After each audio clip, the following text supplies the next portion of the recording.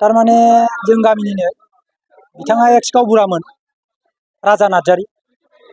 बिसिनि न'खराव बिसिनि न' खाथियावनो मोनसे फुख्रि दं बेसेबांबा गोथौ न' खाथियाव गावसिनि बिदा फंबाय बाहाय बाहागिनि फुख्रि होननानै जों मिथियो खिन्थु बिथांखौ न'नि मानसिया दहाय खिथादों माने ना साहैदोंमोन फिसा फिसा ओमफ्राय फुख्रियाव गलिलांदों होननानै खोनादों जाहैबाय ओमफ्राय न'नि मानसिया थांना नागिरगासिनो दं आं न'आवसो ओंखाम जागासिनो दंमोन उनाव खबर मोननानै आंबो नायफैदों खोथाया जाथायाथ' नंमारगौ ओमफ्राय फैनानै नायबाय गामिनि मानसिफ्रा नागिरगासिनो दं बिनि उनावहाय सिङाव मानसिफ्रा फुख्रियाव गोदोनायनि खोथा दै मोनलोंनाय मा मोनलोंनायजों मानसिफ्रा सिङाव गोदोलांबायमोन खिन्थु नैबे सेंग्राफ्रा गामिनि सेंग्राफ्रानो नागिरनानै बोखांनो मोन्दों आरोखि फार्स्टआव बिफाखौ मोनग्रोबाय बिनि उनावहाय सेकेन्ड बाराव नै फिसालाखौ मोनबाय बेखौथ' जोंबो बुंनो हाला जे जायगायाव जोंबो नुवाखै खालि न'नि मानसिफ्रा होनदों ना सानो थांदोंमोन होननानैल' खोनानो मोन्दों आरोखि आं दा आं बाराथ' मिथिजोबा आंबो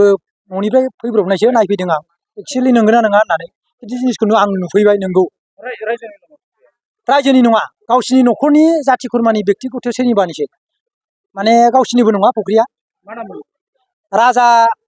राजाराम नार्जारी बे जायनाखि बिथाङा दा दैयाव गब'दों ओमफ्राय बिनिनो फिसालानि नामा खोरोमदाव ना मा होनदों खोरोमसार नामा आंबो मोजां मथन मिथिया बे गथ'नि नामखौ दिनैसो आं मिथिदों खिन्थु बिफाया एक्स गावबुरामोन दा मा खालामनो भाग्यखौनो जों बेखौनो होननानै साननानै लानांगौ जाहैबाय न'खराव दा बिसोरा बिसि दङ ओमफ्राय फिसालाबो दंबावो फिसालाया सासे दंमोन फिसालाया सासेल'सै बे सासेयाथ' उन्दैसिना गोमाबाय दा देरसिना दं आरो दा निखावरि न'खर मा खालामनो दा जाथाया हनै गावनि दसावनो गाव फुख्रियाव थांनायाव माबा मोनसे जानानै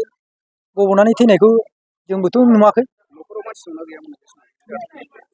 न'खरावथ' न'आव मानसि दंमोन जाहैबाय आरो एसे गोजान जायो फुख्रियाबो जाथाय जानाय जायगायाबो एसे गोजान जायो थांगौमानिबोथ' आरो सेरखम मानसि गोरों जानांगोन बिराद गोथौ फुख्रिया माने बेसेबांबा गोथौ 10 फुटसो गोथौ जागोन टाइमखौथ' बुंनो हाला खयथायाव जादों जों खिन्थु बावाखै मोननाया आधा घन्टासोल' जादों गोथैखौ मोननाया बिथांमोनखौ मोनबाय आरोखि एक्सेलेन्ट एकाडेमि बागानपारायाव 11 थाखोनि मुं थिसननाया सोलिगासिनो दं